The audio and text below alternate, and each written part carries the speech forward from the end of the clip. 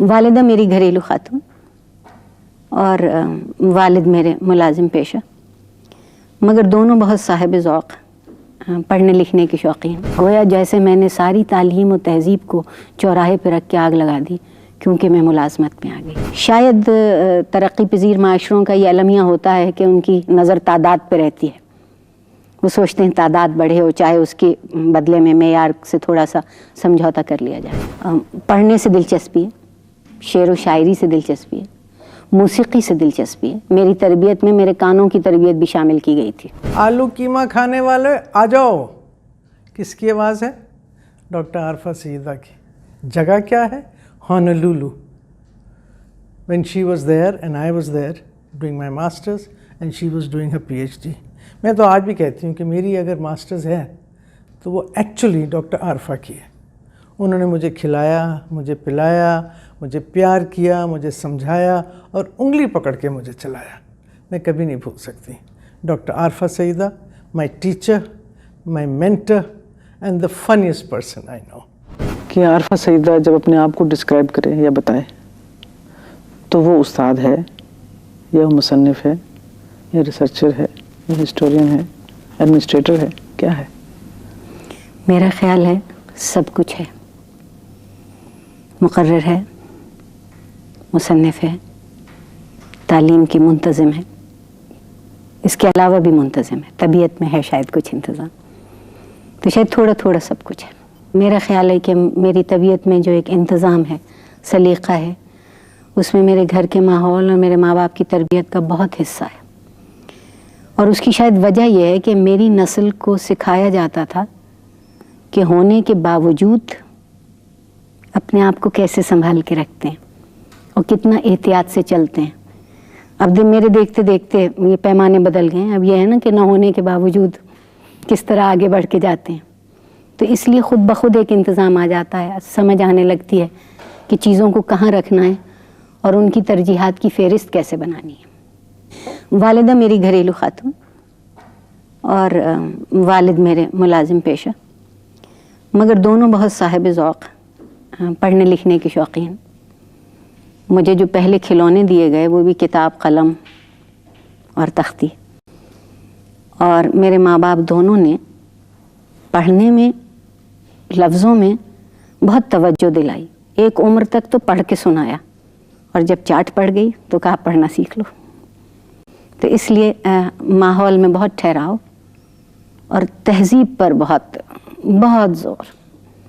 मेरे वालिद कहते थे कि कुछ बनो या ना बनो, मगर एक अच्छा इंसान बनने की कोशिश करना। दोनों वालिदैन का मुहज़्ज़ब करने पे बहुत ज़ोर था। मसलन अगर आप उठें बैठें भी तो सलीक़े से, बात भी करें तो सलीक़े से, गुस्सा भी करें तो सलीक़े से, रोएं भी तो सलीक़े से, आवाज़ ऊंची ना हो। और इसमें एक तहज़ीब में उन्होंने एक बहुत अच्छी बात ही सिखाई। मेरी माँ हमेशा कहती थी कि शिकायत करना तमीज़दार लोगों का शेवा नहीं होता। इसलिए ज़िंदगी को कबूल करना आया बहुत बचपन से बात। कोई बात होती थी ऐसे, हम दो ही बहन भाई इकट्ठे पल रहे थे।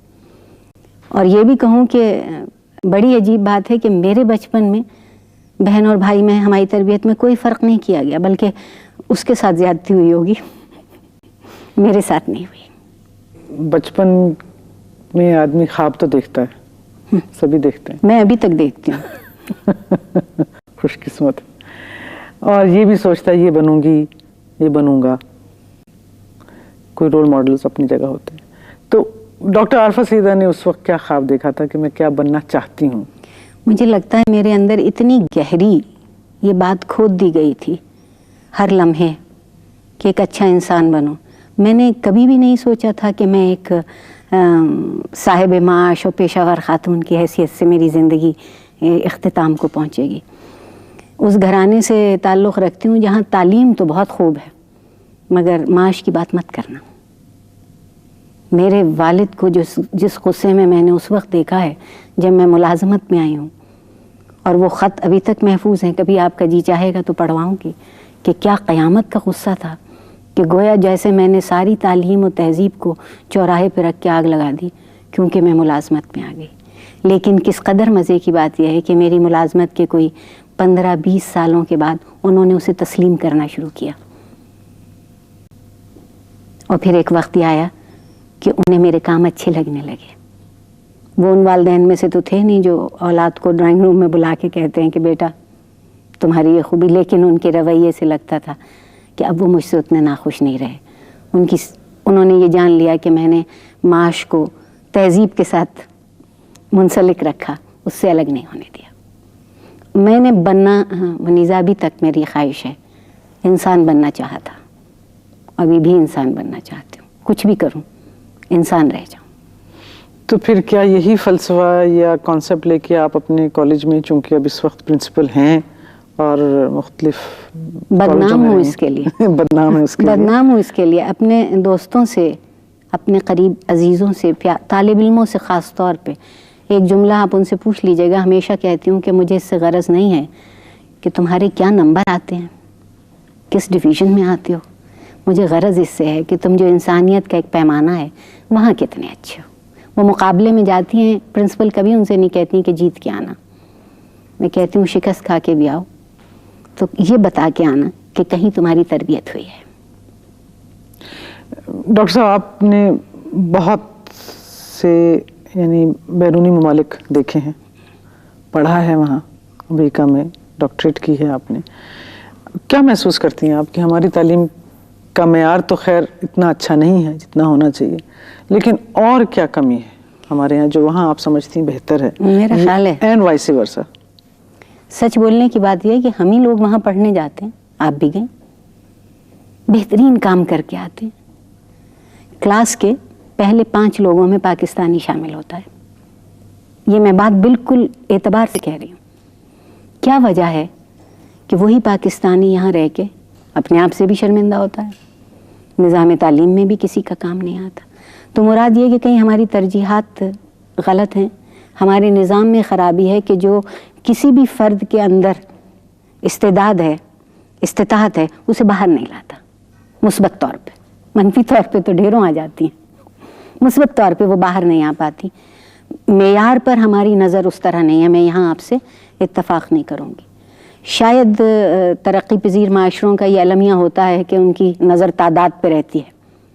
वो सोचते हैं तादाद बढ़े हो, चाहे उसके बदले में मेयार से थोड़ा सा समझौता कर लिया जाए। और फिर हमने ये सोच लिया है कि हमने पता नहीं ये क्यों सोच लिया है कि जो कुछ हमें आता है वो किसी को नहीं आता। आपने भी देखा होगा दुनिया में कैसा कैसा पढ़ा लिखा, हसास, समझदार आदमी है। हमारे यहाँ जजीरों की हैसियत से तालीम रह गई है। हम एक मजमून को, एक शोबे को दूसरे शोबे से मिला नहीं पाते। बाहर की दुनिया में तालीम जो है वो आपने जैसे तालीम मौजू और मजमून तालीम में पढ़ा, लेकिन आपने तारीख़ भी पढ़ी, आपने अदब भी पढ़ा, आपने मेथोडोलॉजी भी पढ़ी होगी, आपने फ़लसफ़ा भी पढ़ा, और फिर समझ में आया कि सब चीज़ें मिलके एक बहुत बड़ा पस मंज़र और पेश मंज़र दोनों करती हैं जिसमें आदमी आगे जा सकता। हमारे यहाँ तालीम का नुक़्ता नज़र बहुत महदूद है। तो आपके कॉलेज में जहाँ आप प्रिंसिपल हैं, क्या कुछ थोड़ा सा फ़र्क है? है, बगावत है। क्या बगावत है? मसलन मैं उन मुंतज़मीन में से हूँ जो ये कहती हूँ कि असल तालीम क्लासरूम के बाहर होती है। वो 45 मिनट में जो हम चंद सफ़े उन्हें पढ़ा देते हैं, ज़रूरत है कि कोई एक ऐसी जगह मैसर हो जहाँ वो चंद सफ़े उनकी समझ में भी आ सके। सिर्फ रट लेने से या जवाब मालूम कर लेने से बात नहीं बनेगी। उसके लिए हमने कई कोशिशें की। मुशावरत की बात है, उस्तादों के साथ बैठो, आपस में बैठो, सवाल उठाओ। अक्सर मेरे बच्चे, मेरे तालिब इल्म, मुझे बहुत फ़ख्र से मैं कहती हूँ, कोई एक बात लेके आते हैं, कहते हैं हम इस मौजू पे कुछ करना चाहते हैं, फ़ला आदमी को बुलाना चाहते हैं, उससे सवाल करना चाहते हैं, मैं उनकी ये सारी ख्वाहिशें पूरी करने की कोशिश करती हूँ। हमारे माशरे में खुशनसीबी से बड़े हसास, समझदार, दानिश रखने वाले लोग मौजूद हैं। तो हम इन बच्चों को क्यों महदूद कर देंगे ये सिर्फ उन्हीं से सीखें जो वहाँ तनख्वाह पा के उन्हें पढ़ाने आए? नहीं, हमारा काम ये भी है कि बाहर की दुनिया से भी उन्हें मिला एक मुताला, और फिर उस मुताले पे बहस। खाली किताब पढ़ लेने से कुछ नहीं होता। मैं उनसे कहती हूँ कि अच्छा शेर तुम्हें लगता है तो आके सुनाया करो, पता तो चले कि तुम्हारी समझ में क्या आया। ये बताइए डॉक्टर साहब कि आपने पढ़ाया भी है जी, और आप इस वक्त ज़ाहिर है एडमिनिस्ट्रेशन में भी हैं, दोनों में मज़ा किस में ज़्यादा आता है? ज़ाती इंतखाब की बात हो तो पढ़ाना बादशाहत है। बिल्कुल बादशाहत है, इसलिए कि एक कच्ची मिट्टी के से तालिब इल्म आपके हाथों में है और आप उनको जिस तरह चाहें साख्त कर लें। उस्ताद का हाथ कोई कुम्हार के हाथ से कम नहीं है, उनको सिखा लें, उनको नए मानी सिखा दें। मुझे आज जब भी शागिर्द मिलते हैं वो कहते हैं कि आपने पढ़ाना छोड़ दिया है, बहुत बुरा किया, आप पढ़ाना मत छोड़िएगा। तो मुझे बड़ी खुशी होती है, ये ज़िंदगी की कीमत वसूल होती है अगर आपका शागिर्द आपसे कह रहा है। इंतज़ामी जो मुलाजमत अब मेरी है उसमें भी बहुत लुत्फ़ है। बहुत छोटी सी मेरी हैसियत है, बहुत महदूद मेरा पैमाना है, मगर फिर भी उसमें मुझे ये आज़ादी है कि मैं कुछ ख्वाब देखूं और उनकी ताबीर उसी छोटे पैमाने पे तलाश करने की कोशिश करूं। मैं अपने आप को बहुत मुतमईन आदमी कह सकती हूँ। मैं हमेशा ये कहती हूँ कि मैं बहुत गैर मामूली काम तो नहीं कर सकती, मगर मैं मामूली काम गैर मामूली तरीके से कर सकती हूँ। तो इसलिए इस मुलाजमत में भी, इस जगह में भी जहाँ मैं हूँ एक मुंतज़िम की हैसियत से, आप बहुत से ज़ाविये बदल सकते हैं। लोगों को अगर आप उनका एतबार दे दें, उनकी इज़्ज़त नफ्स पर उनका एतमाद उन्हें दे दें, आप यकीन मानिए वो कुछ भी करने को तैयार होते हैं। बहैसियत औरत एक खातून के, आपको कोई मसला हुआ है जब आप इस पोजीशन में आई हैं कि अब आपने प्रिंसिपली संभाली है और बहुत बड़े कॉलेज की प्रिंसिपल हैं आप? कहीं होगी अंदर छुपे हुए, आरिफा के डर के मारे नहीं कहते होंगे, क्योंकि आरिफा तो कर्ज नहीं रखती, बात का जवाब दे देती, लेकिन उस तरह से खुल्लम खुल्ला कोई मसला कभी नहीं। हाँ, वो माशरे में छुपी हुई आपकी ज़िंदगी में भी है, मेरी ज़िंदगी में भी है, लेकिन बज़ाहिर ऐसी कोई बात नहीं आई कि आप चूँकि खातून हैं इसलिए ऐसा है। हाँ, वो मैं ये बात ज़रूर यहाँ कहना चाहूँगी कि वो औरतें हों या मर्द, अगर उन्हें ये मालूम हो कि आप नेक नियत हैं, काम करने में आपकी लगन है और आप जितनी खुदा ने आपको तौफीक और इस्तिताअत दी उतना काम करने को राज़ी हैं, तो लोग आपकी इज़्ज़त करते हैं। डॉक्टर साहब ये बताएं, इस सारी घड़ी और घंटी और किताबों में और दर्स में और तदरीस में क्या आरिफा सईदा यही करती है, या आरिफा सईदा के पास कोई रिलैक्सेशन का टाइम था? बचपन में क्या था, जवानी में क्या था, अब क्या है? ये तो बहुत ही एक आरिफा सईदा टाइट सी जिंदगी है। आरिफा सईदा ने बचपन में पेड़ों पे चढ़ी, कबड्डी खेली, क्रिकेट खेली। अगर क्रिकेट खेलने का मौका मगर तरीके से, हाँ, अभी भी खेल सकती हूँ। अच्छा, अभी भी आपको याद होगा हवाई में हम लोग खेलते थे। हाँ, बिल्कुल मिलके पढ़ते भी थे और क्रिकेट भी खेलते थे। पढ़ने से दिलचस्पी है, शेर व शायरी से दिलचस्पी है, मौसीकी से दिलचस्पी है। मेरी तरबियत में मेरे कानों की तरबियत भी शामिल की गई थी। मौसीकी से दिलचस्पी है, बहस करने से दिलचस्पी है। कोई मौजू मिल जाए जिस पे दूसरे से बात करके मजा आए तो बहुत अच्छा लगता है। खाना पकाना अच्छा लगता है, वो उसकी तो मैं भी है नहीं शायद। बागबानी करती हूँ, अपने हाथों का लगाया जब फलता फूलता है पौधा, बहुत तबीयत को मज़ा आता है। तो ऐसा नहीं है, मेरे पास तो ढेरों काम है। मैंने एक कमाल किया है, मेरा ख्याल है कि मैंने अपने बच्चे को, अपने अंदर की बच्ची को आज तक संभाल के रखा है, और मैं अभी भी उतनी ही शरारत कर सकती हूँ जितनी कोई बच्चा कर सकता है। मुझे ज़िंदगी से मोहब्बत है और मैं ये समझती हूँ कि ज़िंदगी इतना बड़ा अतिया है परवरदिगार का, इतनी नेमतें हैं मेरे इर्द गिर्द कि अगर मैंने इनमें से किसी को भी छुए बगैर यहाँ से खुदा हाफिज़ कह दिया तो ये नेक नियति नहीं होगी। 2 बातें मैंने अपनी ज़िंदगी में आज तक नहीं जानी कि कैसी होती हैं। एक तो मैं आज तक बोर नहीं हुई। मैं अपने शागिर्दों से भी पूछती हूँ कि एक दिन मुझे बोर होना सिखाओ क्योंकि उनके यहाँ तो बारिश हो जाए तो बोर हो जाते हैं, धूप में खल आए तो बोर हो जाते हैं।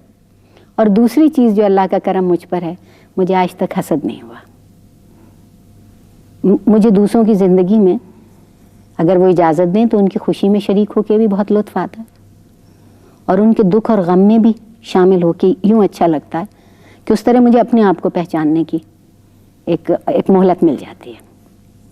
इसलिए और मैं अपने काम को भी बहुत ज़्यादा लुत्फ़ से करती हूँ। मेरे दफ्तर में कलफ नहीं लगा हुआ है, वो एक आरिफा सईदा का दफ्तर है, लोग आए बैठें बात करें, जो बात उनका करने को जी चाह रहा हो। ज़रूरी नहीं है कि वो सारा दिन इंतज़ामिया और दर्स व तदरीस और इसकी और उसकी बातें, कोई भी बात करें।